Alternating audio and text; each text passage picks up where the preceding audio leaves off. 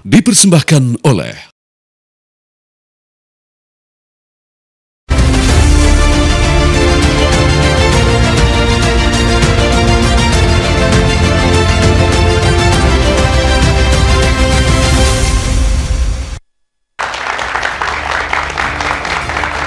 Oke gas, kita berasa kayak flashback lagi ya. Waktu zaman-zaman masih kampanye menuju ke Pilpres 2024. Tapi ternyata bukan hanya program Asacita yang ditunggu oleh masyarakat Indonesia. Saat ini muncul ucapan dari Presiden ke-7 Joko Widodo mendukung Prabowo Subianto, Gibran Rakabuming Raka untuk 2 periode menjabat. Apakah ini terlalu dini? Kenapa tiba-tiba terucap sebuah kalimat yang mencengangkan publik? Malam hari ini akan kami bahas di Catatan Demokrasi. Kita juga mengucapkan selamat datang kepada teman-teman mahasiswa dari Universitas Mustopo Bragama. Teman-teman suka politik, ngikutin pasti pemberitaan ini, dan juga ada dari UIN Syarif Hidayatullah Jakarta. BHS terima kasih yang sudah mendukung Catatan Demokrasi, dan akhirnya malam hari ini kami kedatangan kembali para politisi narasumber langganan di Catatan Demokrasi waktu zaman kampanye Pilpres. Akhirnya kami undang kembali malam hari ini. Assalamualaikum, Ketua DPP Partai Keadilan Sejahtera. Kita cek audio dulu sama Bang Mardhani Alisera. Waalaikumsalam, malam semua. Sehat Ustadz? Alhamdulillah. Akhirnya Bang Mardhani terakhir kayak ngundang waktu zaman-zaman masih rame-rame kemarin Bang ya. Kemudian ada politisi PDI Perjuangan Bang Andreas Hugo Parera. Malam Bang Andreas. Malam, aduh, merdeka. Merdeka. Soalnya terakhir dengar Bang Andreas bersuara soal diplomat Arya Daru, Komisi 13, Wakil Ketua Komisi 13. Malam hari ini beda Bang temanya Bang ya. Oh iya, baru tadi siang. Baru tadi siang banget. Bang Andreas, thank you banget sudah datang. Kemudian kami juga menghadirkan wajah baru di Catatan Demokrasi, namanya keren nih, Lutfi Hasanal Bolkiah. Pengamat politik dari UPN Veteran Jakarta. Mas Lutfi, sehat Mas? Sehat Mas Andro. Kalau yang baru tuh biasanya harus on fire Mas. Siap. Harus agak kencang dikit ya Mas ya. Siap, merdeka. Makasih banyak. Langsung merdeka kan. Kami juga menghadirkan dari Universitas Indonesia, ada Kang Cecep Hidayat, dosen ilmu politik UI. Sehat Kang Cecep? Ya, selamat malam Mas Andro, Bapak semua. Malam Kang sehat. Cecep. Ini sudah langganan kami nih, yang sudah melanglang buana di banyak bendera partai politik, yang kesetiaan dengan Presiden ke-7 Jokowi jangan diragukan. Mas Ade Armando. Malam Mas Ade Armando. Malam. Saya sambil lihat ini Mas Ade Armando, kalau malam hari ini kami tulis sebagai politisi Partai Solidaritas Indonesia. Partai gajah guys. Siap. Ada logonya Mas? Ada mungkin yel-yelnya? Coming soon Mas, nanti Mas, coming soon. Soalnya kemarin kami kaget. Saya nggak bisa cara meniru gajah tuh nggak bisa. Nggak bisa. Soalnya kami kaget loh Mas.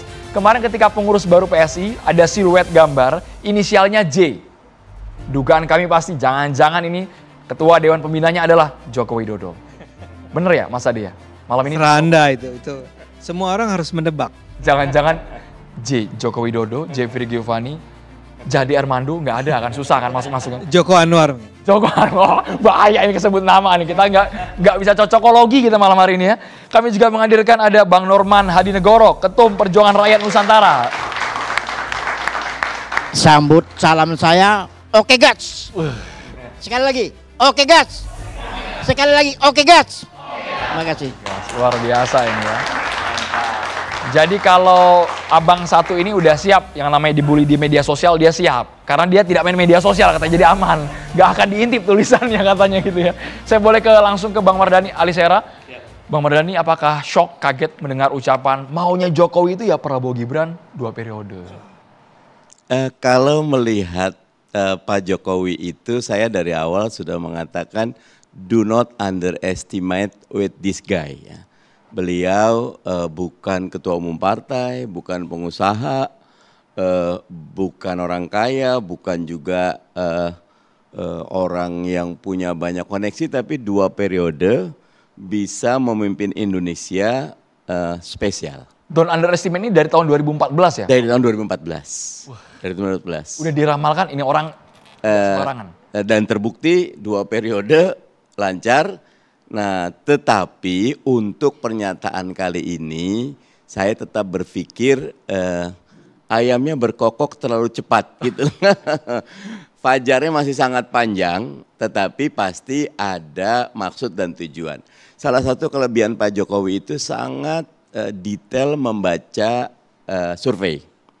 Kelebihan Pak Jokowi selalu memprediksi 2-3 langkah ke depan dan itu baik buat kita cermati. Tetapi lagi-lagi Pak Prabowo sudah sangat jelas bahwa apakah 2 periode atau tidak, lihat saya punya performance dan nanti saya akan memutuskan apakah 2 periodenya bareng Gibran atau tidak, itu sangat tergantung kepada Pak Prabowo kalau mau 2 periode. Dan pandangan saya yang terakhir, pasti siapapun yang diajak Pak Prabowo, dia harus punya kekuatan politik real yang memastikan kemenangan pada periode kedua nanti. Tapi kalau ayamnya terlalu dini berkokok, ini kan jadi syarat makna dan multitafsir juga ketika diucapkan di media, Bang Mardhani. Yang dituju apa ini sebenarnya? Apakah ada pesan terah Jokowi jangan sampai dihilangkan? Kalau tafsir bisa banyak macam-macam ya, tetapi saya tetap melihat bahwa keberadaan seseorang di panggung politik akan sangat ditentukan 2 hal. Satu, kinerja yang bersangkutan, dan kedua, backup politik dari yang bersangkutan. Adakah terah Jokowi akan lanjut atau tidak? Lihat 2 hal ini. Oke, sejauh ini Bang Mardhani sinyalnya? Saya sih melihat agak redup. Tadi di awal muji Bang, kok tiba-tiba jadi redup sih Bang? Ya kan bukan Pak Jokowi yang kita bicarakan sekarang kan, terahnya kan. Terahnya. Apakah terahnya itu bisa menyaingi Pak Jokowi? Buat saya belum tentu. Sehingga saat ini mungkin karena bukan posisi nomor 1 kan, kita lihat terahnya itu tidak ada yang secemerlang Pak Jokowi ketika Pak Jokowi itu 2 bulan sejak dilantik jadi Gubernur DKI 2012 itu gerakannya itu cepat sekali. 2012 gubernur, 2014 sudah presiden loh. Itu luar biasa itu dan perlu diapresiasi juga partainya sebelah saya ini. Ini Perjuangan. Bang Andre. Tapi itu tergantung beliau kalau sekarang gitu ya. Bahwa ketika itu pokoknya kami kan kebetulan selalu kontra dengan Pak Jokowi nih. Partai kami atau saya pribadi. Tetapi kontra itu tidak dalam rangka memburukan atau menjelekkan, tapi lebih kepada check and balance biar kita betul-betul bisa mengontrol. Objektivitas kinerja. Saya boleh ke Bang Norman, kalau terahnya Jokowi ini bukan berbicara personal Jokowi, tapi terahnya dianggap redup dibandingkan perjalanan cemerlang dari Presiden ke-7. Ya, jadi sebelum kita bicara masalah terah, saya sebagai relawan itu bangga ya kepada Pak Jokowi. Karena saya ngikut beliau itu dari zamannya gubernur. 2012. Iya. Jadi orang baik itu harus dibalas dengan baik. Pak Jokowi makin dihujat itu makin melejit. Makin naik dia. Saya kepengen Pak Jokowi dihujat terus. Ya. Makin banyak maki-maki. Besok lagi akan datang menjadi sekjen PBB. Ini bisa terjadi. Dimaki-maki masalah ijazah, tahu-tahu menjadi ekonom dunia. Ini nyata. Ya, jadi saya melihat pembenci-pembenci Pak Jokowi sajalah yang bermain ini.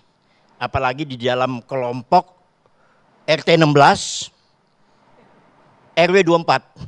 Di mana itu Bang? Kami nggak tahu itu Bang. Nanti tanya sama abang kita. Ya. Ini yang bermain sekarang ini. Bermacam-macam cara. Kita senang. Kita senang banget Pak Jokowi itu dihujat terus. Ya, kita makin bangga. Kenapa? Makin kita solid. Tujuan Pak Jokowi bicara itu sebenarnya kalian harus kompak. Karena dulu relawan waktu kita sama-sama PDIP itu terpecah. Tadi kita menyatu.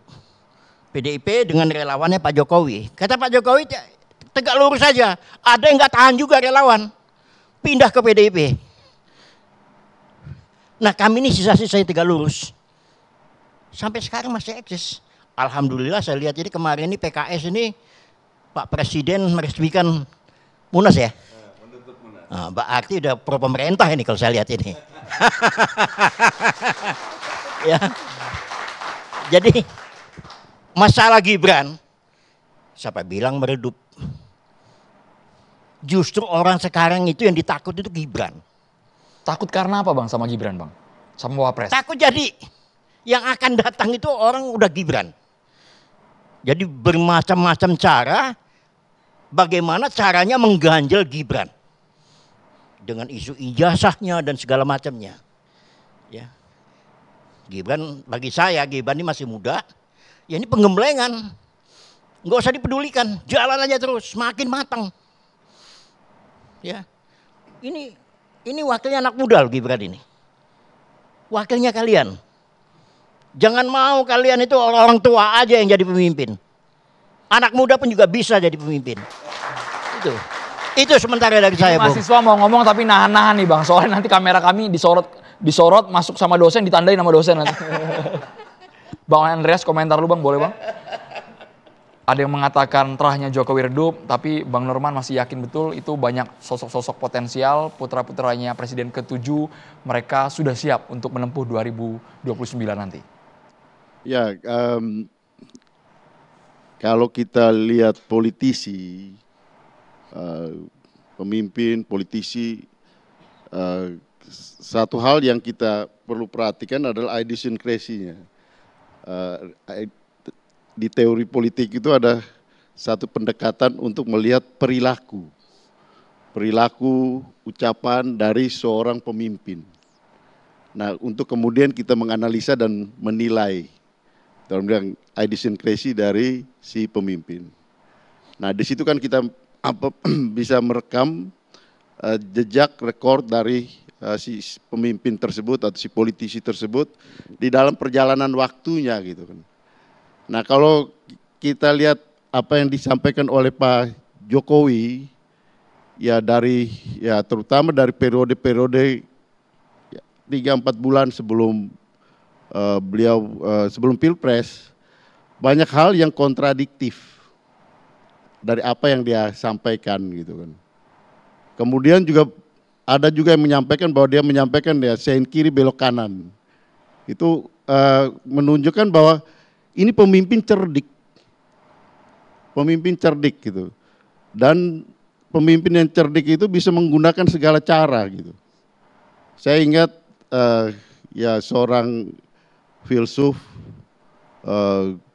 di Italia dulu, Niccolo Machiavelli, dia menulis buku tentang Il Principe, sang pemimpin, sang raja.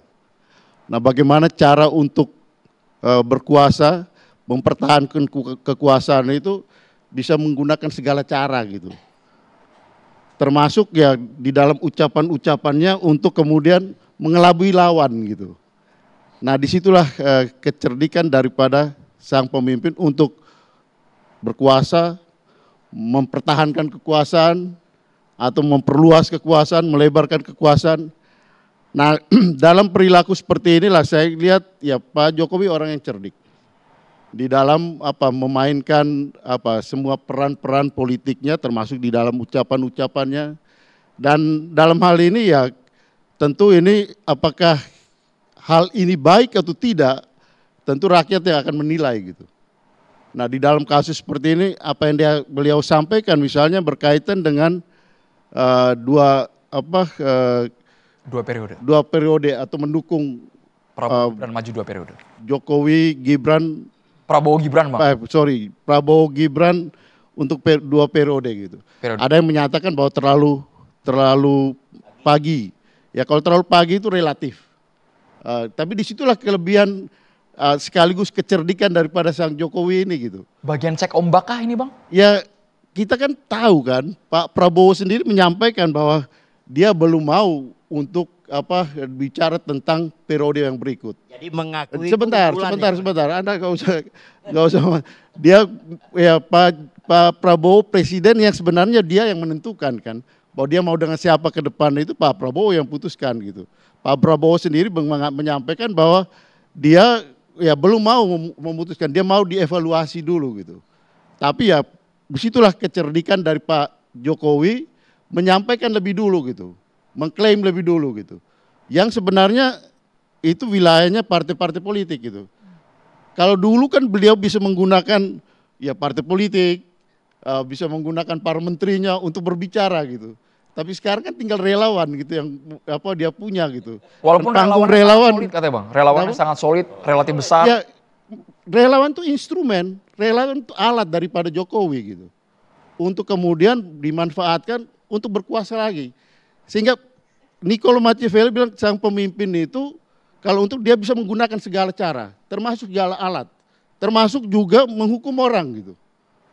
Untuk kemudian dia berkuasa atau mempertahankan kuasa. Disitulah saya lihat perilaku seperti ini yang ada di dalam, ya maaf saja di sini perilaku yang muncul dari Pak Jokowi gitu. Oke. Di dalam menjaga, mempertahankan dan memperluas kekuasaannya gitu. Bang Norman tadi Melalui anaknya. ingin Melalui komentar. anaknya. Ingin menanggapi sebelum ke Ya, Mas sebenarnya hati kecil abang kita tuh salut sama Pak Jokowi itu sebenarnya. Ya, Kagum. itu kecerdikan dia. Iya, Kecerdikan- tidak ditemui di partai lain. Justru kecerdikan dia itu nanti dilihat oleh rakyat. Tidak gitu. punya partai. Iya kan? Ya sekarang dia punya relawan, dia menggunakan relawan. Enggak, untuk memang membangun solid. kekuasaan. Kita udah solid kok. Kita udah solid ya. Pak Jokowi dengan relawannya solid. Kita bukan orang partai. Jadi kenapa kita suruh dukung 2 periode? Ini satu kesatuan. Supaya pembangunan ini tidak terpecah. Fokus saja. Yang sudah dibina, yang sudah dirintis oleh Presiden ke-7 ini dilanjutkan oleh Presiden Pak Prabowo. Sebenarnya nggak ada artinya itu. Bagi orang politik Nggak ya. ada artinya karena yang mengusung itu adalah partai politik. kendaraannya partai politik. Kendaraannya, tapi yang memilih adalah rakyat Indonesia. Mereka kan instrumen aja gitu, Pak, alat. ini satu contoh ya. Daripada Waktu alat kita Pak Jokowi. mau mengusung Pak Prabowo, kita diundang. Biasanya Pilpres itu 2 putaran. Yang nama 3 calon itu di mana-mana itu 2 putaran. Tapi kita berjanji, kita minta 1 putaran. Alhamdulillah 1 putaran selesai. Itu kehebatan relawan di situ. Ya itulah ini alat daripada Pak Jokowi itu.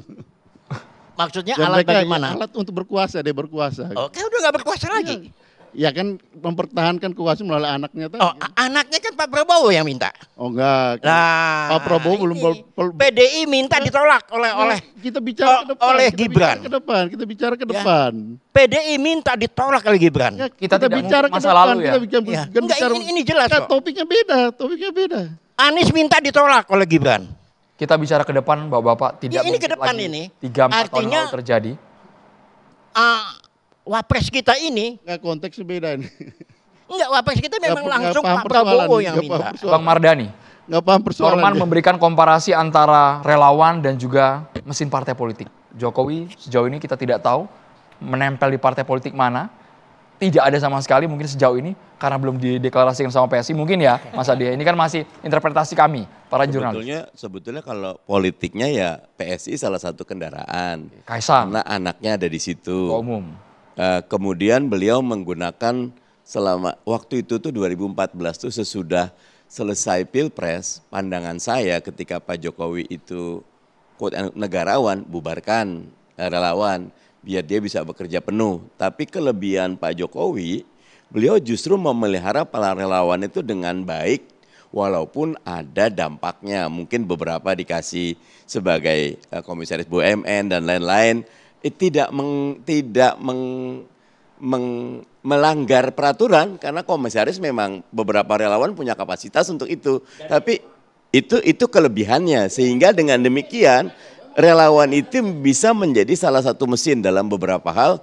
Relawan Pak Jokowi ini partai super bahkan itu karena punya Jadi akses sumber daya yang luar jangan biasa. dianggap Gitu. bahwa dianggap jelek relawan jadi menteri. Relawan di komisaris. Kalau menteri Semua urusan punya prerogatif jatah. presiden dan beliau Kita punya semua hak. berdarah-darah. Dan itu sudah dibuktikan kok selama ini Pak Jokowi sangat jaga. Jadi tetapi ke depannya eksperimen Pak Jokowi berikutnya belum tentu seberhasil sebelum ini. Karena memang ada banyak variabel yang berubah. Misal anak-anak muda sekarang makin membanyak. Benar Gibran muda, Kaisang muda. Tapi adakah elemen kemudaan dalam kebijakannya? Misal contohnya teman-teman PSI ternyata ada yang kalau saya tuh agak kagum sama broron-broron itu gitu loh ya. Tapi ternyata diambil yang lain. Itu sih haknya teman-teman. Tapi maksudnya ketika dia anak muda, maka semestinya kebijakan, sikap politik dan lain-lain betul-betul mengedepankan, mengarus utamakan anak mudanya gitu loh. Nah tetapi itu hak teman-teman. Jadi kalau ke depannya Ini bukan eksperimen yang mudah buat Pak Jokowi dan terahnya. Karena tidak lagi pada orang nomor satu. Dalam beberapa hal Pak Prabowo juga sudah berjalan dengan segala pesonanya untuk mencoba mengkonsolidasi kekuasaan agar fokusnya tidak kepada yang lain tapi kepada Pak Prabowo sendiri. Nah ini menarik ke depannya. Dan satu kelebihan saya izin, saya ketemu Pak Jokowi itu 2 kali dengan wajah yang lagi sakit ya, tidak sesehat biasanya. Sakit, kenapa itu sakit? Saya tidak tahu, tapi saya doakan sembuh. Nah tetapi kelebihannya dalam konteks kayak gitu pun beliau tetap tampil. Ini bukan perkara mudah. Artinya beliau dengan wajah yang tidak pro kepada pasar, beliau tetap tampil dan buat saya itu kelebihan beliau, itu kelebihan yang harus buat saya pelajari itu loh. Nah, betul-betul di-maintain gitu ya. Iya, beliau maintain terus kayak sekarang. Pak Jokowi bukan presiden lagi. Kita masih bahas tentang pernyataannya Pak Jokowi. Buat saya itu kelebihan juga gitu loh. Kalau buat kami semua harus dipelajari. Kalau kita mau maju, kita lihat kelebihan orang lain dan kelemahan diri sendiri. Apakah Jokowi efek ini akan mengalir sampai ke keturunannya? Karena kalau bicara sama relawan garis keras bang, nggak akan bisa dibantah relawan garis keras. Catatan Demokrasi akan segera kembali. Sesaat lagi, tetaplah bersama kami.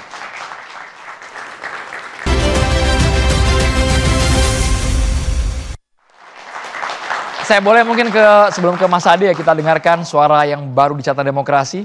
Mas Lutfi, apakah ini murni kalau secara ideal melanjutkan program pembangunan Presiden ke-7, Presiden ke-8? Jangan putus itu Mas.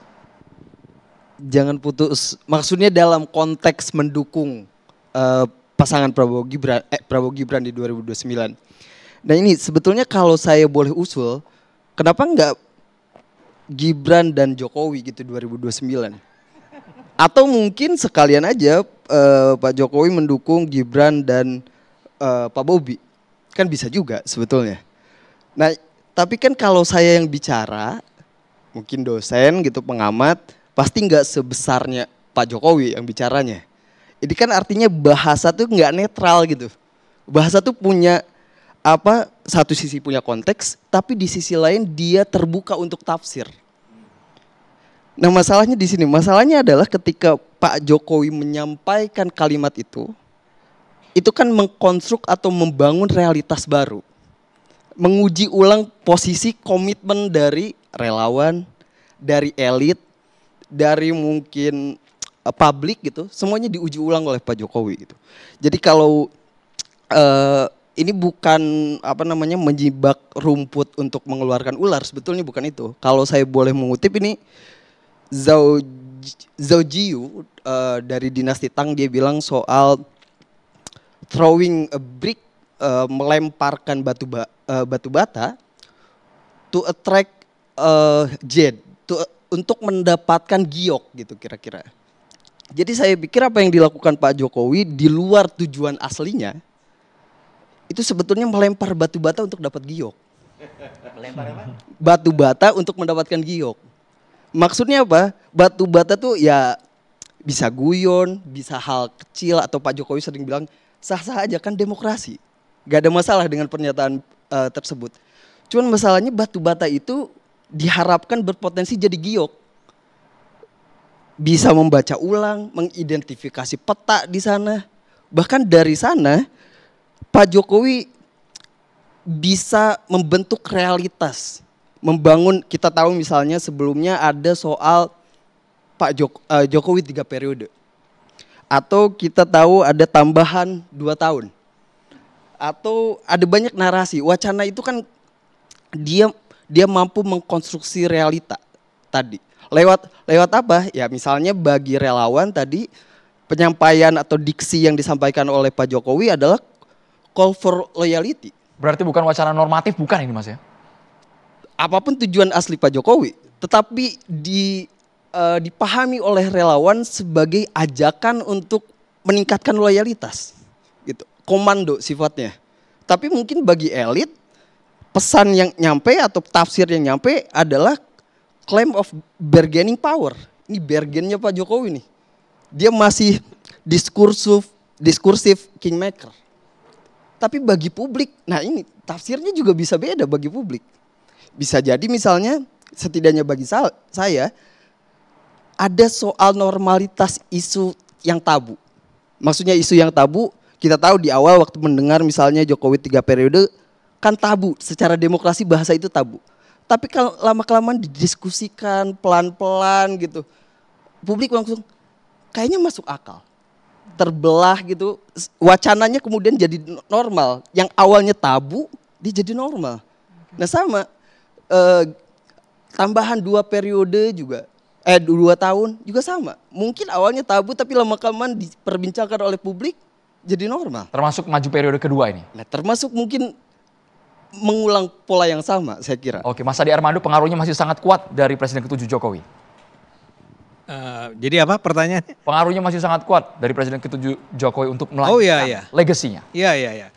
Jadi gini, sebetulnya apa yang disampaikan beliau itu adalah semacam, kalau pakai istilah Anda tadi ya, semacam komando ya, kepada siapa? Terutama kepada para relawan, para pendukung, pada kami. Ya. Tapi juga kepada orang-orang yang mendukung Prabowo. Saya mulai dari apa yang ingin dia katakan kepada para pendukung Prabowo. Jangan takut. Ya. Karena sekarang ini berkembang segala macam narasi, cerita, tuduhan bahwa sebetulnya Pak Jokowi kepengen agar Gibran, atau apakah Pak Jokowi yang kepengen, apakah Gibran yang kepengen untuk mengambil alih kekuasaan dari Pak Prabowo. Sejak awal dulu ketika Pak Prabowo terpilih, sudah ada tuh orang-orang yang bercerita tentang ini sih cuma untuk 2-3 tahun nih Pak Prabowo. Habis itu akan diambil alih oleh Gibran. Kalau Anda ingat cerita itu ya. Nah ini hendak dikatakan kepada siapapun yang masih curiga bahwa ada niatan buruk dari Pak Jokowi dan Gibran dalam konteks kepresidenan, bahwa jangan takut. Kami ini akan dukung, sekarang saya ini misalnya, saya nggak tahu Anda ya. Kalau saya akan katakan, iya, sesuai dengan arahan Pak Jokowi, saya akan dukung Pak Prabowo Gibran sampai 2034. Itu karena saya adalah pendukung Jokowi yang penuh, yang tadi Anda katakan, sangat solid. Ini untuk mematahkan, menjegal narasi bahwa Gibran akan ambil alih kekuasaan. Betul, ya. Jadi jangan takut nih, wahai para pendukung Prabowo. Atau mungkin ini mengeliminir isu pemaksulan, isu ijazah. Ya itu kan Itu khas. bagian-bagian juga dari ini kan. Enggak, itu Ya, khas. itulah kehebatan dari Pak Jokowi. Oke, itu khas tafsiran PDIP. Ya ini kan Ya. ini Nggak apa-apa, tafsir- nggak apa-apa. Ini tafsir yang Ya. ini tafsir yang muncul di Boleh, publik. boleh. Muncul Tafsir yang itu muncul bisa. di publik kan juga ada tafsir bahwa ini cara untuk mengeliminir isu Ya, pemaksulan. Boleh nggak saya Berlindung jelaskan? berlindung Saya jelaskan cara pandang kami. Di balik punggungnya Pak Prabowo kan. Siap. Saya menghormati, mengapresiasi pandangan Anda. Dan nggak ada kita nggak bisa tahu mana yang benar, mana yang salah nih. Saya cuma ingin katakan nih, Pak Jokowi itu mengatakan itu pertama-tama pada para pendukung Prabowo, ya, yang mungkin masih khawatir seberapa loyalkah para pendukung Jokowi terhadap Prabowo. Karena siapapun para pendukung Prabowo itu tahu, kami para pendukung Jokowi memilih untuk mendukung Prabowo kemarin tahun 2024 karena kami mendukung Jokowi. Bukan karena saking kami mencintai Pak Prabowo-nya. Kami mencintai Pak Jokowi. Pak Jokowi bilang dukung Prabowo. Kita dukung Prabowo. Prabowo dan Gibran ya. Sepaket ya. Sepaket. Nggak kompak nih. Ya. Nggak kompak nih. Ya, itu kan juga khas PDIP ya. Menyangka kita nggak kompak. Mungkin partainya Bang ya. Kita sih kompak banget ya. Kita salam dulu. Nah ya, jadi jangan khawatir ya. Jangan khawatir para pendukung Prabowo. Kita itu bukan pengkhianat. Kita dukung Prabowo. Nggak cuma sampai 2029. 2 periode. Sampai 2034. Ya. Itu pertama, buat si para pendukung Prabowo. Tapi yang juga penting sebetulnya kepada para relawan. Sebenarnya kan begini, sejak kami harus mendukung Prabowo itu, ya, saya tidak menganggap Prabowo tidak tepat menjadi presiden. Saya sangat menganggap dia jauh lebih baik daripada Ganjar, jauh lebih baik dari Anies, ya. Kalau dari Pak Jokowi Pak? Dari Pak Jokowi jelas Pak Jokowi lebih baik. Dari Itu kan siapa? daripada Pak Prabowo. Ya, kalau itu pertanyaannya kan Anda ingin menjebak saya ceritanya. Nah, saya mau katakan bahwa saya jujur aja lah. Buat kami Pak Jokowi is the best, ya. Tadi kan Anda sudah menyebut, bahkan Bloomberg New Economy memilih dia sebagai Gak salah perlu pakai ijazah itu. Iya kan? Iya. Orang bilang palsu, ternyata dunia kan. Itu. Ya Bloomberg tahu kan, Bloomberg New Economy itu organisasi, salah satu organisasi yang sangat bereputasi tinggi, itu memilih Pak Jokowi sebagai salah seorang badan penasihatnya, ya. Jadi saya mau bilang dia emang keren, ya. Nah, jadi saya pendukung Itu Jokowi. nyata itu. Tapi yang saya mau bilang begini. Armando konsistennya luar biasa ya. Oh iya. Tapi saya mau bilang satu hal. Sebetulnya sebagian dari pendukung Jokowi nih, Bung Mardhani, itu kemarin itu sempat ragu. Ya. Sebagian bahkan menyatakan kalau memang misalnya ini kasusnya adalah ketika Pak Prabowo akhirnya memberikan amnesti kepada siapa? Mas Hasto ya. Itu yang marah dengan Bung Mardhani nggak perlu dijelaskan, udah Oh iya, sama kita, udah nggak perlu lagi. Ya, Iya. langsung itu. Kalau dulu iya. Nah langsung ketika itu sebagian lah ya, sebagian mengatakan, wah kalau gitu Pak Prabowo mengkhianati kepercayaan kami terhadap beliau. Ya, ternyata beliau itu lebih dekat kepada PDIP. Tadinya kami menganggap begitu. Tapi begitu ternyata para menterinya PDIP juga diganti, saya bisa bilang ke teman-teman, enggak ya, Prabowo enggak lagi support PDIP. Tapi waktu itu memang itu langkah yang sangat logis diambil oleh Pak Prabowo untuk memberikan amnesti kepada Pak Hasto. Jadi don't worry. Tapi kebencian atau kecurigaan itu masih terus ada di kalangan relawannya Jokowi. Nah Pak Jokowi itu mau bilang, wahai anak-anakku, adik-adikku. Kira-kira bahasa seperti itu ya? Kayak gitulah kira-kira. Jangan pernah ragukan atau jangan pernah ragu untuk terus mendukung Prabowo Gibran. Bahkan bukan cuma sampai 2029. Kita ini semua akan dukung Prabowo Gibran sampai 2034. Itu pernyataan yang tegas.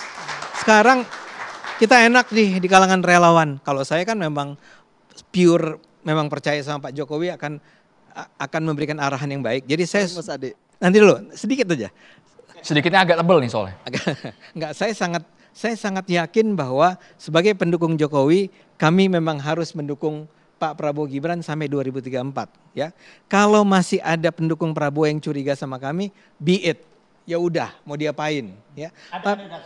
Ya. Tapi yang penting adalah di antara para relawan Jokowi yang sangat banyak ini ya, biar gimana pun saya akan mengatakan sangat banyak. Seperti yang kita lihat setiap hari di Solo kan. Sampai sekarang masih juga pada datang. Tiap hari. Itu Ya. organik gitu ya? Itu organik ya. Nah, Andro menanyakan organik atau tanya, enggak? Pasti. tanya. Iya. Oh, Anda Itu meragukan luar biasa itu. organik. Kalau pakai bahasa Betawi, sumpah dia organik gitu ya. Nah, itu masih datang. Jadi Pak Jokowi mau bilang, udah deh, jangan kita berpikir tentang Indonesia tuh sampai 2034. Kita bikin Indonesia jadi lebih baik, pemimpinnya adalah Prabowo Gibran. Jangan pikir yang lain. Itu, sorry. Anda mau komentar apa? Sebetulnya pertanyaan saya kenapa polanya selalu ambigu? Ambigunya di mana? Ambigu dalam pengertian Pak Jokowi bilang mendukung 2 periode, terus ada bahasa setelahnya ya sah-sah aja kan demokrasi. Sama sebelumnya. Karena ada banyak orang seperti Anda. Ya, justru Dia saya ngomong konfirmasi. seperti itu terus dinyinyirin. Terus dia bilang sah dong saya ngomong begitu. Kok Betul. Anda nyinyir sih? Kelihatan dari gimana pemimpin itu berbicara gitu kan. Ya antara satu pernyataan sebelumnya dan pernyataan setelahnya yang seringkali kontradiktif. Kenapa Bang? Kontradiktifnya di mana? Kontradiktifnya di Dan tidak mana? cawe-cawe, ya ternyata cawe-cawe. Jadi ya disitulah artinya publik bisa menilai gitu kan. Artinya akhirnya publik yang menilai bagaimana sang pemimpin itu berbicara, berbuat, dan berkelakuan di depan publik.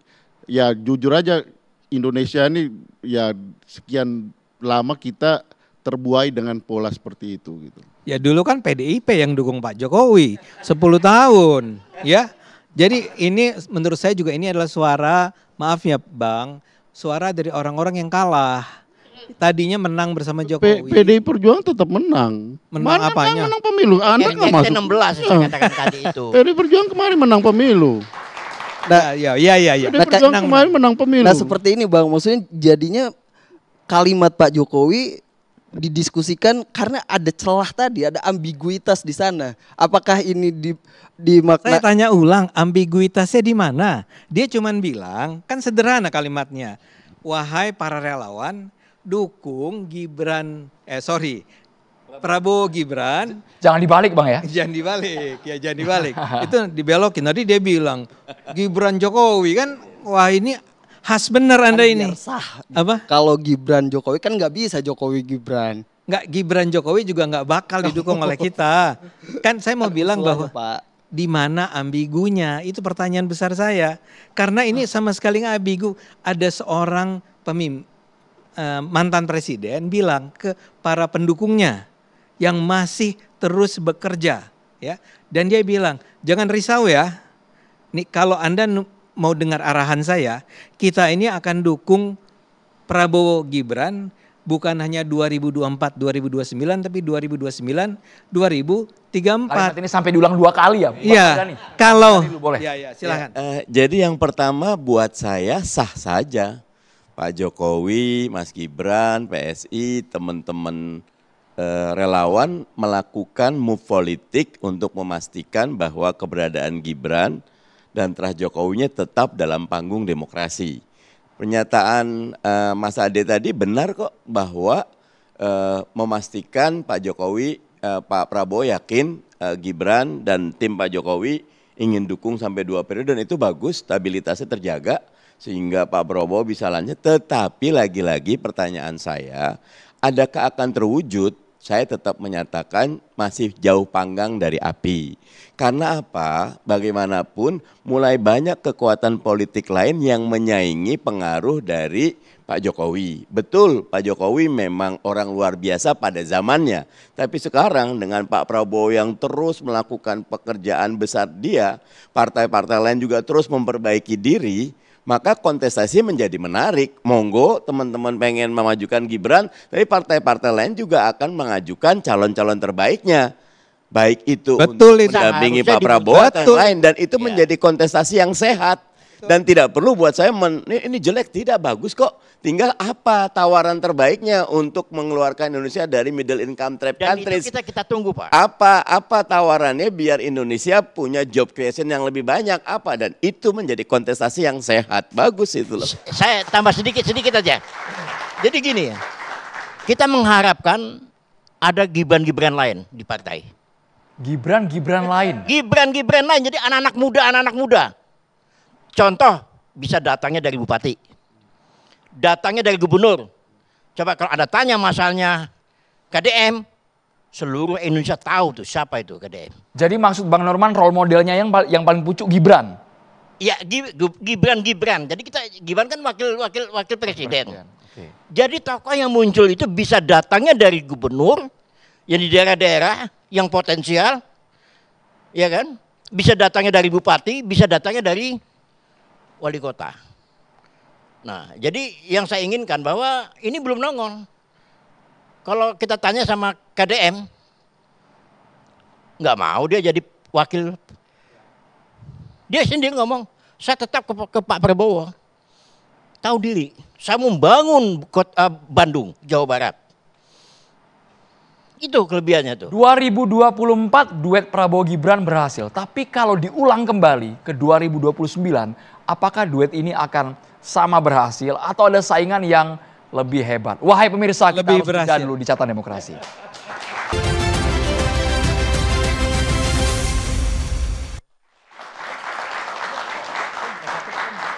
Sebelum ke teman-teman mahasiswa, kita boleh ke Kang Cecep ya. Kang Cecep, apakah duet Prabowo Gibran kalau diulang lagi, repetisi, menangnya sama nggak? Satu putaran 58% lagi, bisa nggak itu terulang lagi Bang? Ah ini pertanyaan sulit nih. Kita nggak bisa ramal-ramal, saya bukan peramal maksudnya. Ya gini lah, pertama dalam konteks demokrasi, ini kan judulnya catatan demokrasi ya. Kalau saya melihatnya dari perspektif ilmu politik lah. Pertama kalau kita bicara demokrasi, kita bicara bagaimana sebuah sistem bergerak ke arah maju ya. Bagaimana pembangunan politik dilakukan di sebuah negara. Itu konteksnya, bagaimana politik bergerak lebih baik. Kemudian yang kedua, tren di banyak negara ya, dari VDEM itu 45 negara itu sebenarnya sekarang mengalami masa autokrasi, jadi kembali ke masa otoritarian. Nah, kenapa? Karena ternyata ada berkumpul beberapa aktor di dalam negara tersebut. Misalnya kaum penguasa yang kemudian berusaha mengekspansi dirinya atau tidak mau lepas kekuasaannya, kemudian pada saat yang bersamaan dia mereduksi pihak lain, menekan oposisi dan seterusnya. Nah, dari sini sebenarnya beberapa indikator itu kemudian turun dari sana. Ya, indikatornya apa? Misal Levitsky itu menyatakan ya otoritarian yang kompetitif lah. Kita punya partai kita punya pemilu misalnya, tapi kita kemudian bisa mengetahui kira-kira ya kemungkinan potensi pemenangnya siapa gitu. Kemudian kita punya pers yang bebas, tapi dibiarkan saja kebebasan tersebut. Akibatnya apa? Disinformasi, hoax dan itu terjadi. Kemudian kita punya lembaga peradilan, tapi kita punya penegakan hukum, tapi kemudian hukum kerap dipermainkan untuk dalam konteks politik, diintervensi secara politik. Ya terakhir ya kita punya pemilu, media, pers. Dari konteks itu semua kemudian ya Indonesia bisa masuk ke masa-masa yang kita sebut sebagai reserve back gitu, arus balik. Kenapa? Dari sini baru kita masuk ke pernyataan Jokowi ya, Presiden ke-7 RI. Dia menyatakan baru 11 bulan Prabowo menjadi presiden, ya Prabowo Gibran jadi memimpin negeri ini, dirinya menyatakan akan mendukung untuk periode kedua. Pertama, kalau kita konteksnya adalah demokrasi, pernyataan Jokowi tentu bisa ditafsirkan dua kubu ya, ada yang pro, ada yang kontra. Tapi yang kita tinggal mana yang lebih penting, apakah memang pernyataan Jokowi ini lebih mengedepankan membangun institusi demokrasi atau justru mempertegas kepentingan elit. Maksudnya mempertegas bahwa ingin memapankan ya entah itu Jokowi dan terahnya dan seterusnya lah. Nah dari sini kemudian tinggal kita turunin ke bawah apa saja indikatornya gitu kira-kira. Anda melihat lebih condong kemana itu Mas Cecep? Ya ada kekhawatiran, ini baru yang pertama. Yang kedua? Yang kedua sebenarnya dengan cara itu sebenarnya kan Jokowi tadi disampaikan samina wa ta'onan ya, tegak lurus pada Jokowi. Yang berarti apa? Ada kesan mobilisasi dari atas. Padahal kalau dalam demokrasi itu demokrasi yang deliberatif. Justru partisipasi otonom dari masyarakat ya, dari warga gitu. Nggak perlu juga diarahkan gitu. Indikator yang kedua itu. Indikator yang lainnya apa? Yang selanjutnya adalah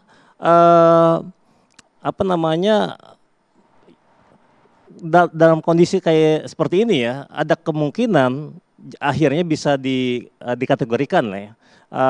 Jokowi akhirnya bisa terkesan ya membawa negeri ini ke arah yang green zone ya. Kalau kita lihat transisi ke arah demokrasi, jadi ada yang namanya tik demokrasi, ada yang tin demokrasi. Harusnya kita sudah tik demokrasi yang tebal, tapi lama-lama 10 tahun terakhir ini kan mulai berkurang jadi tim demokrasi. Kang Cecep betul-betul menata kata demi kata ini, hati-hati. Jangan sampai nyenggol Solo nih ya, Kang Cecep ini. Ya, karena ketika sudah masuk ke green zone ini ya, gray area ini potensi untuk risiko dari reserve wave-nya itu besar sebenarnya. Pertaruhan buat bangsa ini sebenarnya. Karena memang ketika bicara Jokowi memang itu hak politik ya. Memang Jokowi bilang menyampaikan demikian. Tapi kemudian ada yang menyatakan ketika dia selesai jadi presiden, idealnya bicara hal-hal yang besar, ide kebangsaan. Bukan lagi bicara masalah elektoral 5 tahun ke depan gitu. Ketika ini berarti mempersempit tujuan yang ingin dilakukan oleh Jokowi. Mas Adi, komentar lu Mas. Ya, saya termasuk orang yang tidak terlalu antusias dengan argumen-argumen semacam itu ya. Ini kan gini, kalau mau di bumi. Ini dua pengamat kayak ditepis semua sama Mas Ade nih kan. Ya boleh dong, saya kan juga mantan pengamat. Wah, mantan. Ya, lebih tua lagi. Ya. Jadi gini. Iya, tentu aja ada kekhawatiran yang seperti Anda gambarkan sebagai demokrasi yang berbalik gitu ya. Karena Pak Jokowi justru tidak membiarkan tumbuhnya apa yang disebut sebagai demokrasi deliberatif. Demokrasi deliberatif itu demokrasi dari bawah gitu loh. Kenapa harus lu gitu ya kata Kang Cecep ini ya. Itu bahasa sederhana itu yang Itu kami loh. artikan tadi. Nah, kenapa harus lu yang nentuin gue akan pilih siapa tahun 2029? Gua aja dong kata anak-anak muda itu ya. Tapi saya ulang, dia itu lagi ngomong sama para relawannya Jokowi. Ya. Para relawan Jokowi itu tipe-tipenya kayak kami nih. Yang memang apa kata Bapak? Siap. Tegak lurus. Tapi bukan ABS dong, asal bosenang. Enggak ada. Kita kalau Pak Jokowi nggak beres ya kita kritik. Kalau Gibran nggak beres kita kritik ya. Cuman kami itu memang sangat percaya ya. Ini bahwa pemimpin kami itu adalah di Indonesia sekarang ini adalah Pak Jokowi. Pak Jokowi ngomong apa? Dia nggak usah balik jadi presiden, dia nggak usah balik jadi wapres, dia nggak usah balik jadi, dia cukup jadi itu penasehat ekonomi di Bloomberg. Free apa? Enggak aneh-aneh. Enggak ya, Bloomberg itu ya. Itu udah hebat banget. Itu udah kelas dunia. Ini tanggal 6 Oktober nanti ada acaranya nih Pak di Jakarta, Bloomberg. Dia levelnya itu. Tapi Saya tambahkan sedikit. sebentar, tapi dia saya mau bilang. Bismillah komisaris ini kayaknya. Udah ya Mas Ade. Udah ya. Oh, udah, ini jadi saya bukan lagi jilat-jilat Seharusnya siapapun. menteri. Enggak, jadi saya mau bilang bahwa kembali ke tadi ya. Dia lagi ngomong sama para pendukungnya, ya. Kita itu harus bersama-sama mendukung Pak Prabowo dan Pak Gibran, ya. Dan kalau nggak setuju juga nggak apa-apa gitu. Kalau misalnya si anak buah ini bilang nggak gitu apa, ya kayak kemarin saya bilang, ketika si Pak Prabowo itu bilang bahwa lepas amnesti Hasto, anak buahnya Jokowi pada bilang enak aja kok Hasto dilepasin, dia kan nyuap gitu kan. Itu justru yang saya bilang tadi ambigu itu. Karena lama-kelamaan kalimatnya Pak Jokowi itu menormalisasi Apa? isu tabu. Kan Apa yang sebetulnya tabu itu apa? tadi bahasa Mas Ade Armando mengatakan bahwa anak muda pengennya ya kita dong yang milih, bukan Pak Jokowi gitu. Dan secara demokrasi kan harus ada pergantian kekuasaan. Itu deliberatif namanya, demokrasi Betul. deliberatif Nah kan. makanya apapun tujuan Pak Jokowi terhadap relawannya, narasi itu kan membentuk. Narasi itu Kami nggak ada Jok- masalah. Nah, Kami justru itu. sebagai relawan Jokowi Yang masalah merasa demokrasi, bahwa Mas. It's okay. enggak, yang masalah justru demokrasi. Enggak, kan kami diberi hak. Ini kacamata luar yang Saya lihat. mau bilang gini, Iya. kami itu diberi hak untuk memilih mau percaya atau enggak dengan apa kata Pak Jokowi. Enggak ada paksaan. Dia enggak punya Betul. kekuasaan. Dia enggak punya tentara. Dia enggak punya senjata. Dia enggak Betul. punya posisi apapun. Dan tidak cawe-cawe. Dan Betul. dia cawe-cawe. Iya. Betul, tapi Orang kalimatnya cawe-cawe. Kenapa? kalimatnya membentuk ulang realitas politik, dinamika politik. Ini Anda- politisi sisi kiri kayaknya antang-antang nih.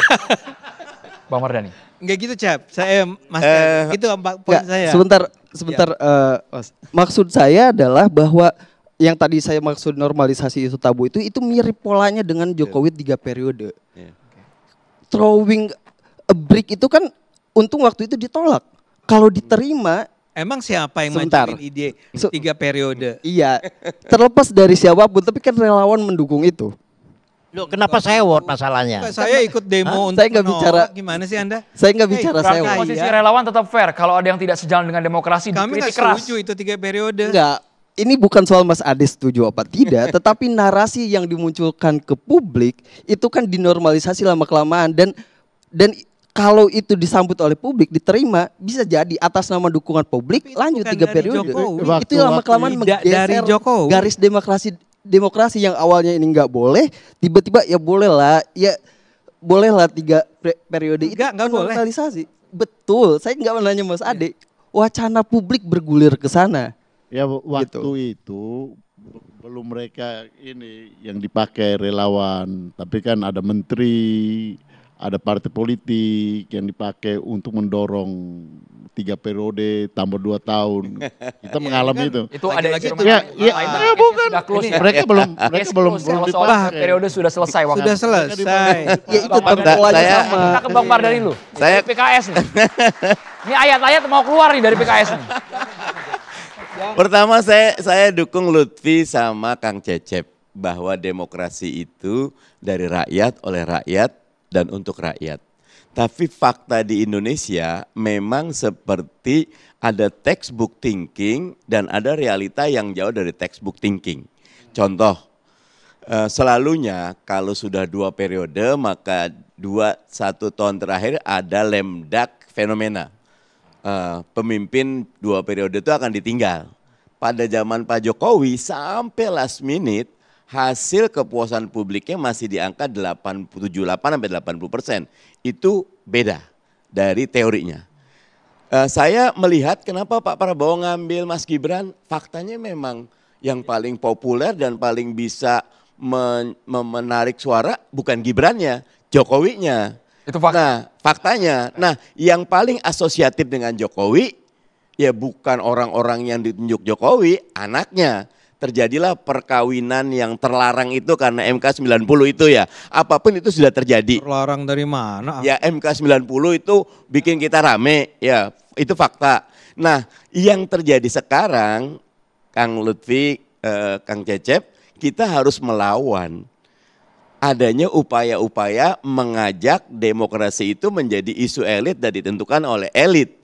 Dan tidak salah kalau Pak Jokowi dan timnya mau usaha itu. Tapi tugas kita menjelaskan kepada publik, bukan Jokowi yang menentukan kok, bukan Gibran kok yang berkuasa. Setiap rakyat Indonesia yang harus cerdas menilai dan memilah mana yang cocok buat demokrasi kita. Apa mau terus-menerus tersihir oleh apa yang dikatakan 1-2 orang, saatnya berkata tidak gitu ya. Oke. Setuju. Setuju. Jadi intinya elit masyarakat, maksud saya akar rumput jangan mau disetir oleh elit. Bang Andreas ya. Jangan mau ditipu. Karena apa? Karena itu tadi. Kita udah milih kosakata diksi yang halus, jangan mau ditipu. Iya, karena itu siapa Bang Andreas? ya karena kalau itu yang tadi saya jelaskan tadi karena ya ini kan kita lihat dari karakter dan perilaku ya pemimpin dan apa yang sudah diucapkan, yang dikerjakan. Nah kan ini sekian lama kan misalnya tadi kan disinggung juga soal bilang 3 periode tidak bisa, kemudian 2+2 3 tahun paksa MK pun di ini. Nah pengalaman itu harus menjadi apa buat anak-anak muda ini terus harus menjadi apa ya pelajaran untuk melihat ke depan, jangan sampai kemudian kita ya kembali membuat keputusan yang tidak pas gitu untuk untuk memilih pemimpin hanya karena ada yang membicarakan ini, orang yang kita merasa bahwa oh dia membicarakan ini terus kemudian kita ikut gitu. Sementara kita tahu dengan rekor apa yang dia lakukan sebelumnya, apa yang dia bicarakan sebelumnya. Itu yang saya maksudkan dengan idiosinkrasi tadi gitu. Melihat pemimpin itu dari perilaku dan apa yang dia sampaikan.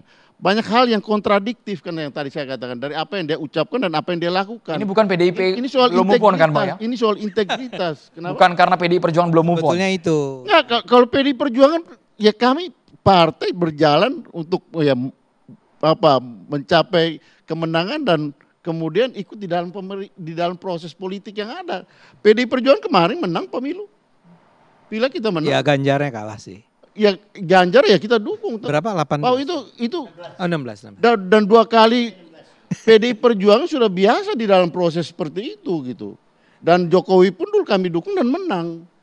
Jadi mereka ini belum ada ketika itu. Wah, kan belum dari mana? Ini belum ada Pak, ini belum Kalau ini ada. sudah ada nih Pak. Ya kalau ya saya pernah lihat, tapi kan bukan ada. Jangan saya bilang tahu dong gitu. anak-anak muda ini Ya. Pak Jokowi itu penipu. Ya. Sama sekali bukan. Itu fakta dari Bohong apa yang itu. dia sampaikan selama ini. Apa penipunya di mana? Jadi itu harus dilihat oleh apa yang dikatakan sebelumnya dan apa yang dikatakan seterusnya, sehingga jangan sampai mereka terjebak dalam hal yang sama gitu. Itu problemnya. Saya tambahkan dikit Pak. Jadi sebenarnya tugas kami relawan itu menjaga kemenangan yang 58%. Itu yang kami jaga sekarang ini. Maka program-programnya harus oke. Ya kami tunduk tegak lurus dengan Prabowo dan Gibran. Ini sudah perintah dari Pak Jokowi. 2 periode. Gibran tegak lurus dengan Prabowo. Nggak akan aneh-aneh tuh Gibran. Apalagi nggak punya partai. Jadi jangan ditakutin. Perintahnya kerelawan kan. Perintahnya kan kerelawan. Ya. Apanya? Perintahnya kan kerelawan. Iya. Ya karena yang ada hanya relawan sekarang. Bukan, memang Pak Jokowi itu yang punya relawan. Ya, relawan, hanya relawan. Kalau relawan nggak akan ngefek ya Bang ya? Itu Ya, maksudnya itu. Yang sekarang kan yang ada tuh relawan. Kalau dulu kan masih banyak kan. Kalau Jadi, kepada relawan nggak makin ngefek, kuat, kokoh. kalau kepada relawan nggak ngefek, kenapa diributin? Enggak, ini memang menakutkan. Fenomena Jokowi itu menakutkan dengan Pihak sebelah relawannya. itu takut banget. Itu aja. Jadi Pihak sebelah siapa ya Bang ya? Pihak sebelah siapa Bang? Ya RT? RT 16, RW RW 24. Jangan pakai inisial Bang. Nggak bisa kita pakai Ya, inisial, kemarin pakai perolehannya kode-kode. Ganjar Harus 16%. clear Bang kalimatnya Bang. Itu saya bilang RT. Iya, masa saya jelasin. Anies 24%. Dalam pemilihan Pilpres nggak pernah terjadi itu sekali putaran. Tapi kita sudah janji relawan ini kepada Pak Prabowo, kepada Pak Jokowi, kita minta satu putaran. Iya kan? Ya. Terjadi. Kalau satu putaran ada Pak SBY 2009 itu padahal lebih banyak dan satu putaran dan lebih besar lagi 60%.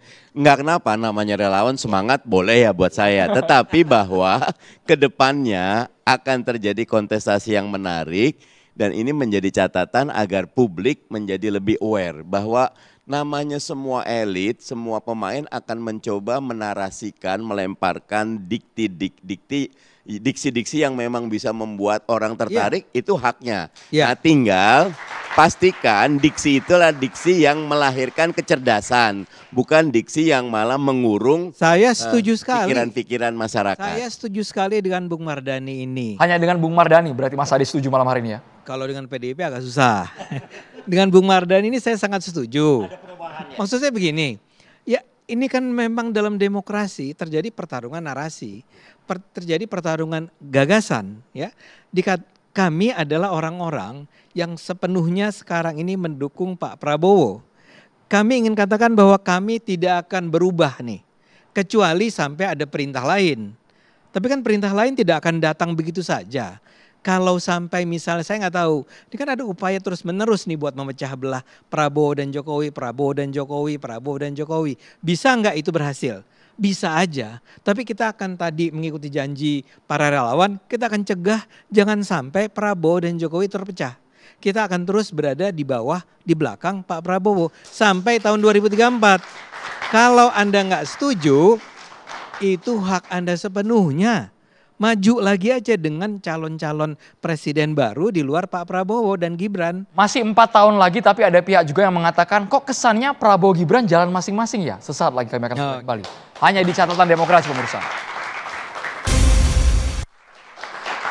Karena nantinya di 2029 bonus demografi kita anak-anak muda yang akan mendapatkan porsi lebih untuk memilih.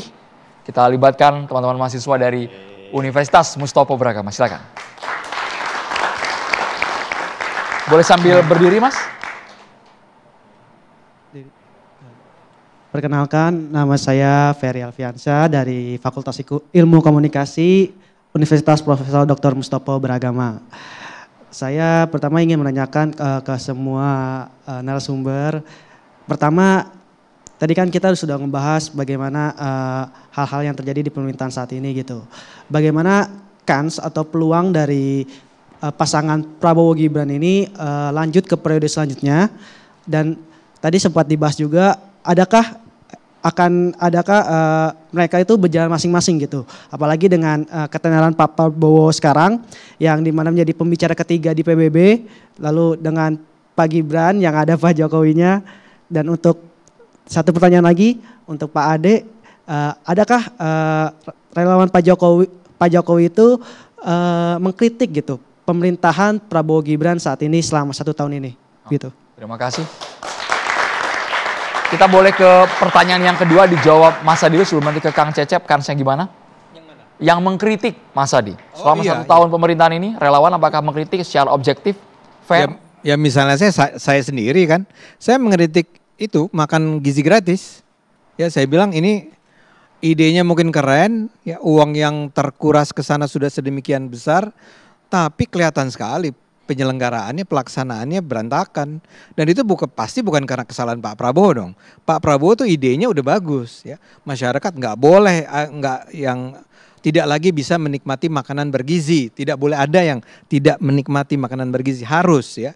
Tapi kan memang karena dulu barangkali semua dijalankan dengan terlalu terburu-buru, tidak dengan perencanaan yang matang, penyelenggaranya bukan profesional gitu ya.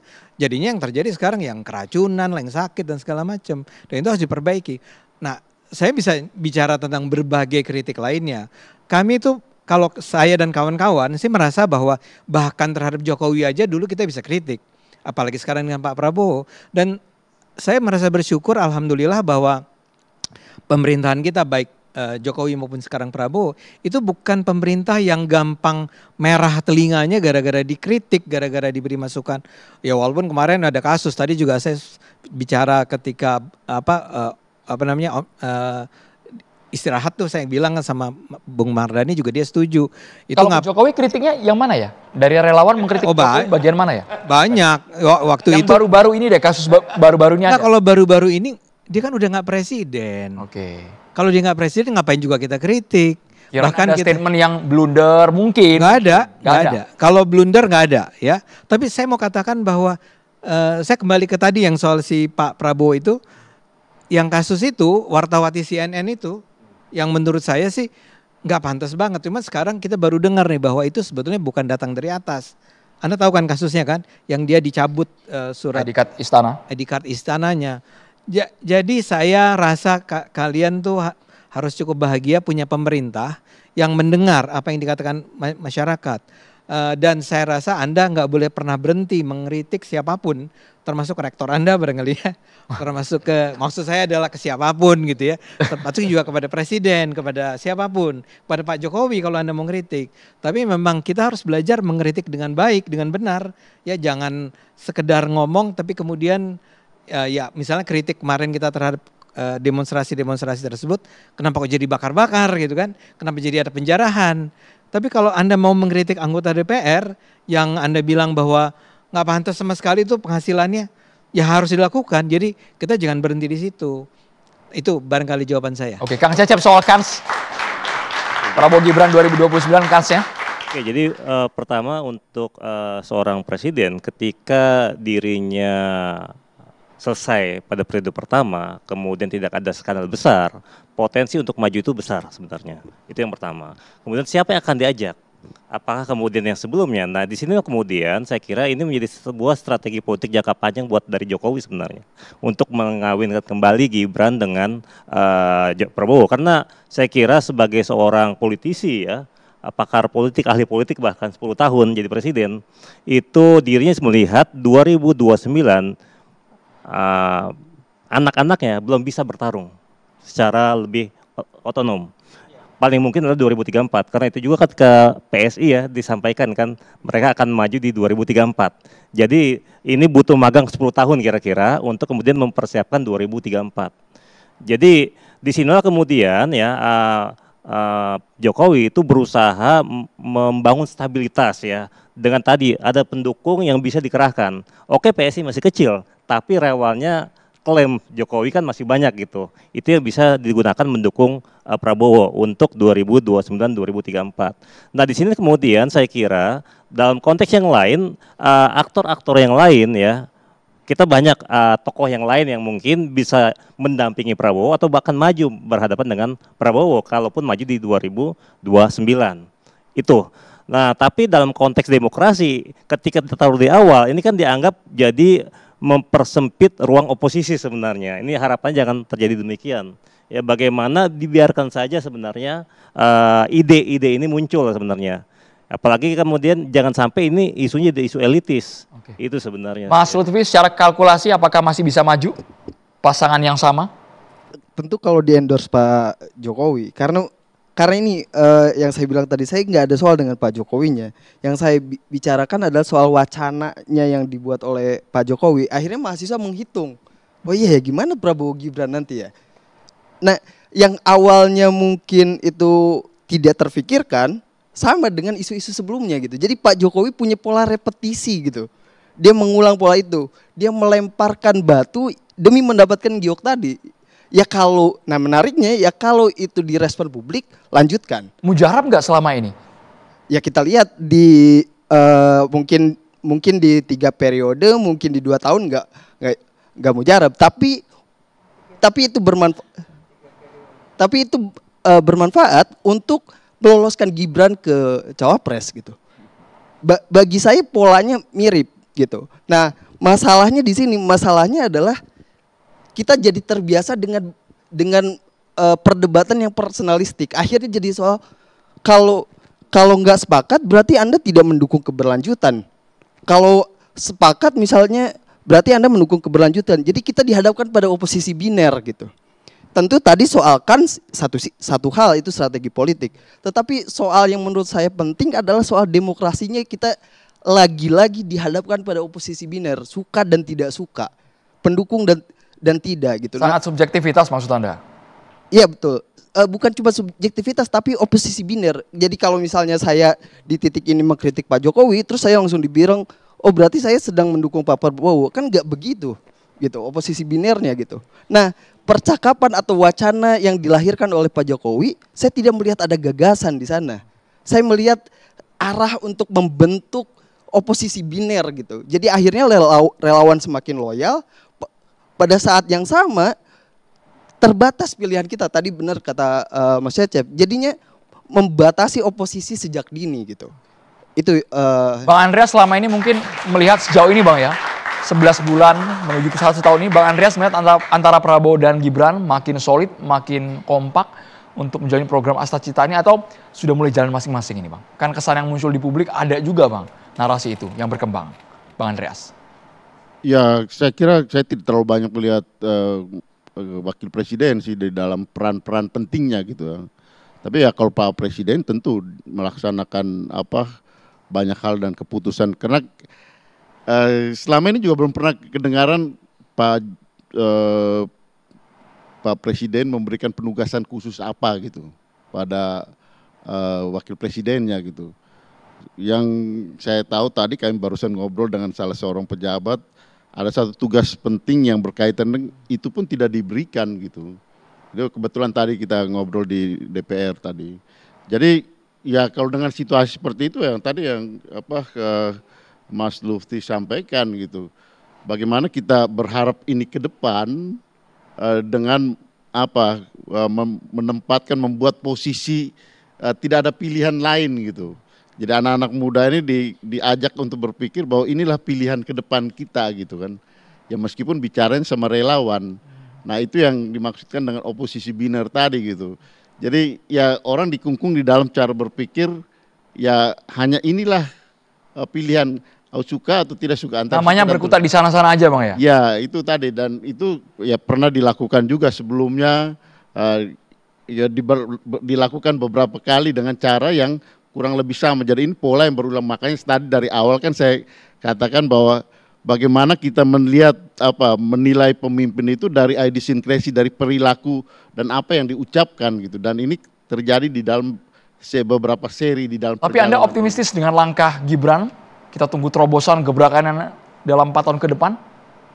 Sampai sekarang sih saya belum melihat ya misalnya ada upaya untuk, ya saya pernah nanyakan ini di. Kayaknya Bang Andreas tidak follow IG-nya Gibran kayak ini.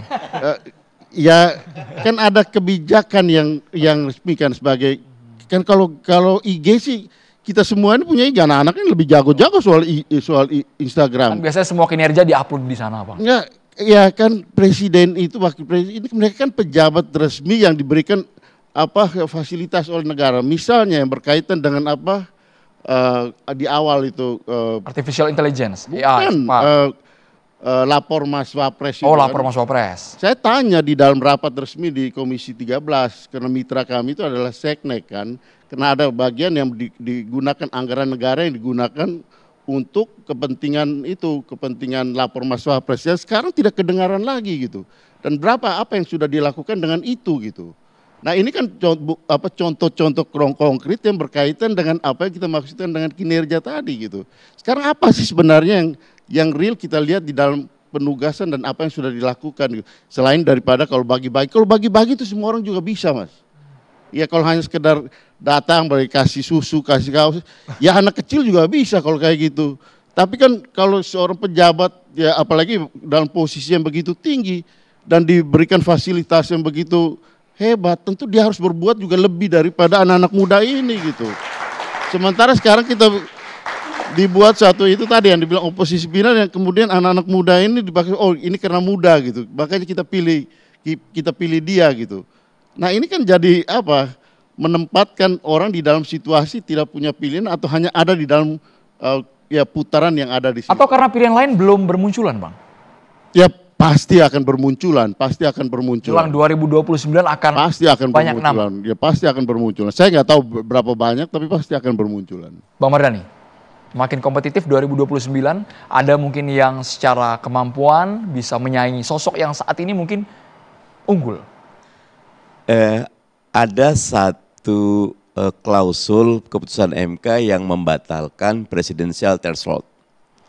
Memang belum diformulasi menjadi norma di revisi undang-undang pemilu kita.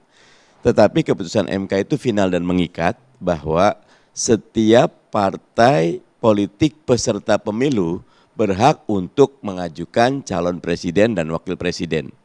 Ini mungkin tabu karena Pak Prabowo demikian luar biasa, tetapi menurut saya ini bisa menjadi jendela bagi siapapun yang kreatif untuk membangun branding bahwa playing field-nya itu terbuka. Siapa aja boleh kok. Bahwa ada fenomena KDM yang tiba-tiba ada Mas Gibran yang lagi coba usaha dengan segala cara. Kalau saya melihat siapapun yang menjadi wakil presiden tidak cuma di zaman Prabowo, di zaman Pak Presiden manapun, dia ada pada posisi yang tidak mudah. Karena memang dalam konteks ketatanegaraan kita, wakil presiden itu tidak punya tugas spesifik kecuali yang diberikan oleh presiden.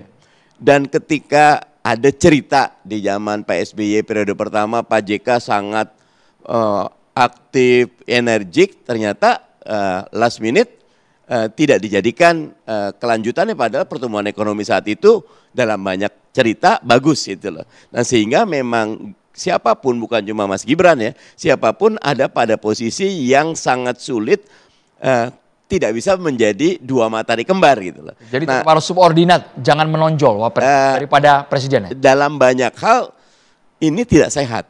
Karena kita punya dua presiden wapres yang punya sumber daya luar biasa. Mereka menang itu tidak sendiri, mereka menang berdua.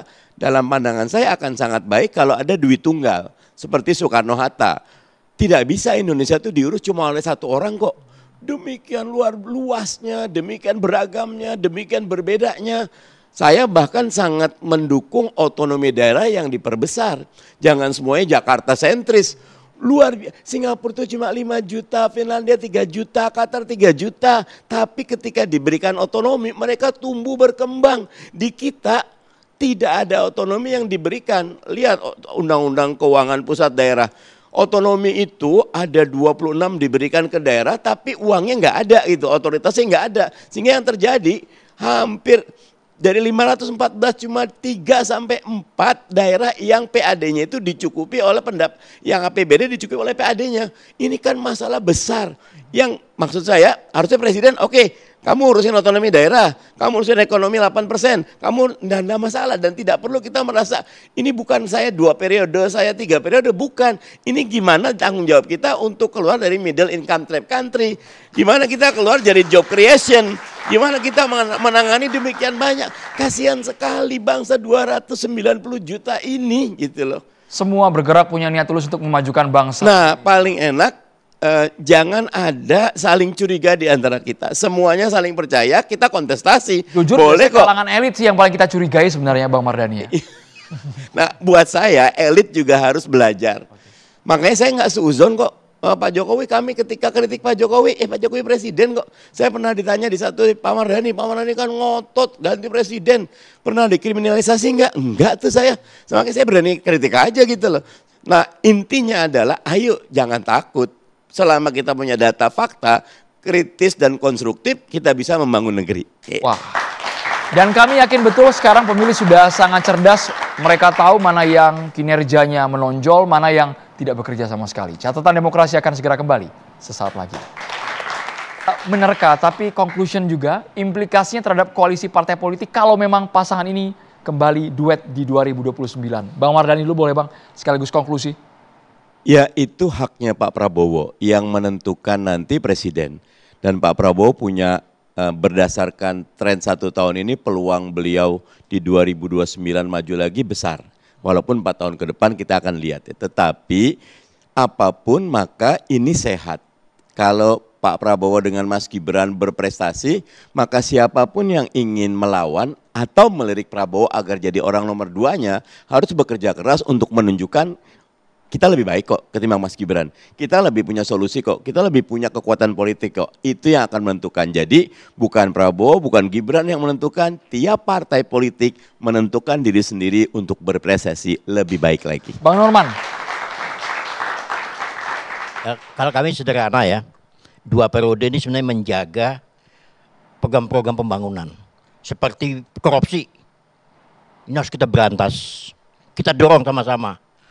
Terus ketahanan pangan, terus apa lagi, makan bergizi, terus pengangguran. Ya, bahwa masa depan kita ini anak-anak muda semua. Jadi kita nggak takut ya dikritik dan segala macam. Silakan kritik Pak Jokowi kayak apa itu, bukan dikritik, diinang, dicaci maki, biasa-biasa aja. Pak Prabowo juga sudah mulai dikritik, biasa, nggak ada masalah. Jadi kita nggak usah alergi dengan Gibran. Ya wah kita takut, nggak usah takut. Gibran itu cermin masa depan anak-anak muda. Ya, karena yang akan datang tuh anak muda semua yang megang pimpinan ini. Itu dari saya. Oke. Bang Andreas. Ya kalau untuk calon presiden dan wakil presiden yang akan datang tentu ya kalau dari Pak Prabowo tentu beliau yang akan menentukan. Itu saya kira hukumnya di dalam pemilihan presiden dan siapa yang dia akan tentukan tentu ya ke depan dengan melihat bahwa proses politik yang akan berjalan ini. Soal orang mau ngomong apa saja sekarang dan berwacana itu ya biasa aja di dalam proses politik. Dan ya sekarang ini ada orang yang menyatakan terlalu awal, terlalu cepat. Saya kira itu relatif gitu di dalam proses demokrasi. Tetapi tentu rakyat akan melihat gitu. Dan anak-anak muda ini mereka tentu mempunyai kacamata dari sudut pandang mereka sendiri. Mas Lutfi. Oke. Kalau bicara 2029 tentu saya berharap sekali sebetulnya Pak Gibran ataupun anak muda lainnya, kalau misalnya tadi ada narasi soal anak muda, saya berharap ada perdebatan soal ide, gagasan gitu. Tadi soal pengangguran, gimana jalan keluarnya dan sebagainya. Bukan soal narasi-narasi lain. Nah ini yang menurut saya agak mengkhawatirkan. Okay. Karena kita seringkali dihadapkan oleh elit-elit politik dengan narasi-narasi yang guyon, bercanda gitu, tetapi publik jadinya dihadapkan pada kita harus ikutin siapa gitu, benci atau suka. Nah saya pengen elit-elit politik justru menawarkan gagasan atau ide-ide yang bisa didiskusikan di publik. Kang Cecep, singkat Kang. Oke, jadi fenomena Jokowi yang mencalonkan, declare ya Prabowo Gibran, itu sebenarnya kita maknai ya, bahwa demokrasi Indonesia ini dalam derajat tertentu masih dikendalikan oleh elit. Itu yang pertama. Sehingga kemudian kalau kita bicara harapannya yang tentu pertama aja Kang ya. Ya, nilai-nilai demokrasi ini jangan sampai tercerabut.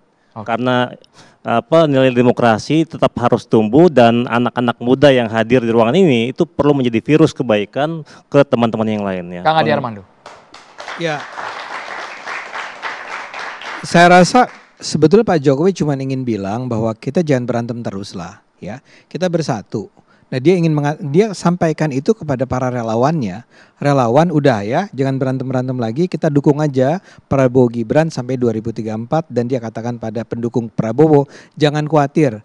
Dan kita betul-betul berharap bahwa memang dalam 5 tahun ke depan, udahlah kita selesaikan lah persoalan permusuhan antar fraksi-fraksi, antar partai, antar manusia-manusia ini. Kita betul-betul bersatu bersama demi Indonesia dan Anda semua adalah orang-orang yang akan nantinya mudah-mudahan bisa menikmati kesejahteraan. Terima kasih Mas Ade. Kita tidak ingin sekedar wacana, tapi kerja nyata yang kita tunggu dari para eksekutif di negeri ini. Terima kasih banyak kepada BHS, teman-teman dari Mustopo Beragama. Terima kasih dari UIN Syarif Hidayatullah Jakarta. Saya Andromeda Mercury, selamat malam. Sampai jumpa.